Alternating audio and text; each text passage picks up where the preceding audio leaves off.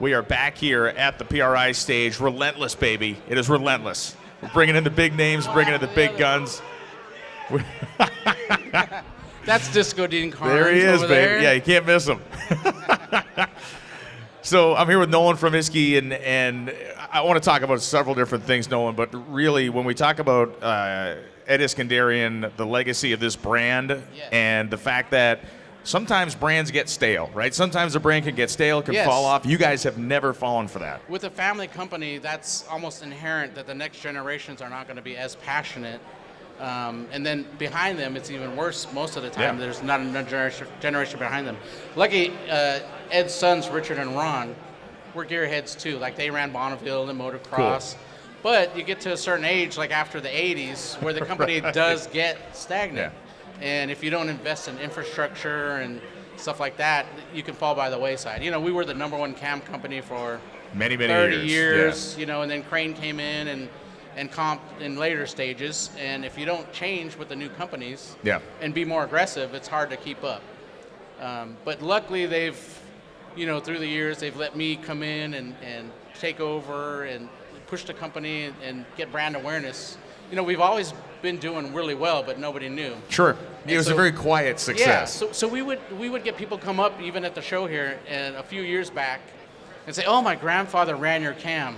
That's really cool." And then I talk to him, and then he walks away. And there, you know, I see him later in the comp booth, of course, right? But now we're getting, "Oh, yeah, my grandfather ran your cam," and I see like Alex Taylor has your cam. Yeah, so I, you know, or you know, anybody like that, Scott Taylor or Ryan, and yeah, you guys, you know. And the funniest thing that I thought that things are really working now is I had a young guy come up with his dad, and he says that he saw the Isky cam shirt, and he was like, "Oh, that's Iskandarian," and the son had no idea that the name was originally Iskandarian. Gotcha. He just knew Isky cams from the TV shows and stuff like that, so it's kind of crazy. Well, it is crazy, but that's the ultimate connection, right? You have this connection where the youth, the young guy sees it because of how you're branding yourselves. The older guy knows it because it's been part of his life forever. Yeah, so really a multi-generational company, and you know, like when I come in, I've learned you got to put in the infrastructure to keep up and get out there. The other thing is Ed was a true gearhead. He was at the races. Yes. He still loves to go to the races. He's out there, and he was just out in Pomona. And I grew up racing. You know, I grew up working in the shop and stuff like that before I went to school. And I love being at the track. So I'm at all the filmings, I'm at the tracks, drag week.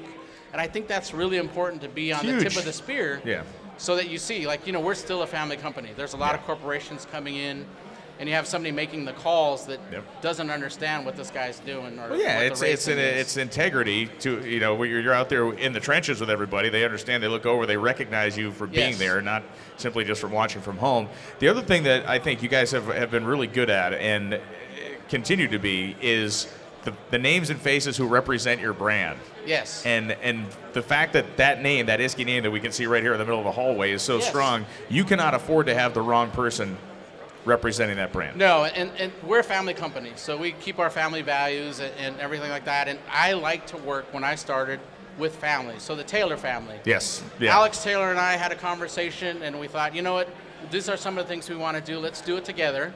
And that was 4 years ago. And I think we've been pretty successful. We have a really good partnership. And then meeting Dennis and Debbie. Like, Debbie is the official team mom. Yeah. So she books all our reservations, all our meals. Oh, that's cool. She's in the booth right now doing snacks with my wife, Lindsay. Like, my wife, Lindsay's here. And it's a whole family environment. And then on the Street Outlaws, I work with Scott Taylor and his family. Like, his wife and my wife are friends now. And I tell them, look, if we're going to do a sponsorship, it's for the long term. Yeah. We're not going anywhere. Not in and out. And I only pick people that I want to be family with. Yeah. And that's how we treat them, that everybody works together. Like, I want them to succeed. You know, she'll come and say, "Oh, I have another sponsor." I'm like, "Yes." Yeah. And she's like, "You don't mind?" I'm like, "No, that's good for us." It is. If you're getting picked up by other companies, that's really good for us. You know, it shows that what we're doing is working. Yep. So really the family element is very important for what we're doing. Or I don't want to spend the weekend or go to drag week. You want to be around people you enjoy, right? Yes, that's exactly what it is. Like, I was talking to Freiberger just a second ago, you know, and he's like, "Oh, I like what you've been doing," and all that stuff, and so that's really nice to see that it's working.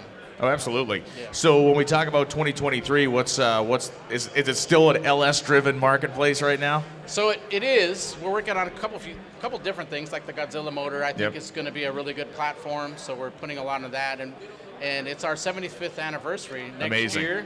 So we have some projects with Alex and Dennis that we're going to come out. That'll premiere at SEMA. Great. Next year. It's a secret right now, but it'll all start to be announced. The things will be on YouTube. And it's going to be a fun project, but it goes back to our heritage, but it is also something very new engine, new platforms, and all that. We have spent a lot of money on the new cam grinders and things like that. So as far as I see, it's just going to grow and grow. I think the market is growing and growing. I think racing is coming back. It had a little bit of a lull there. Sure. The NHRA race in Ohio. Yes.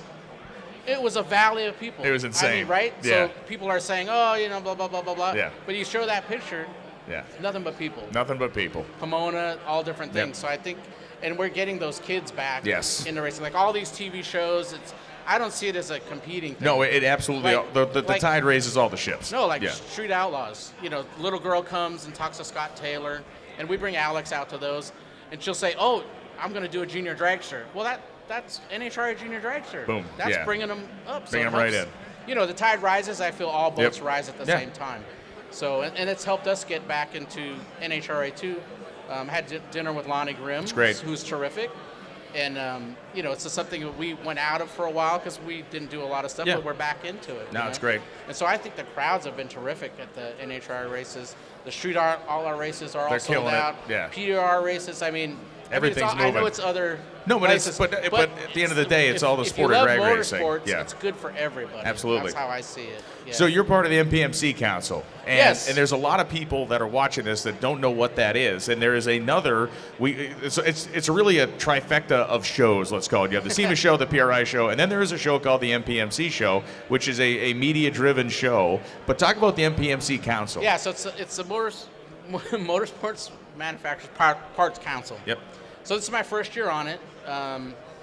You get nominated, and then I was lucky enough to get elected, which I really appreciate, because I think the family companies need to have a voice. Yes, still. they do. We can get overrun by corporations, but almost all of these companies started out as family companies, and they're still family companies, a lot of them. So I felt like being on the council was very important to be a representative of the family companies. And I think it's made a difference. It's brought a little bit of new blood to it.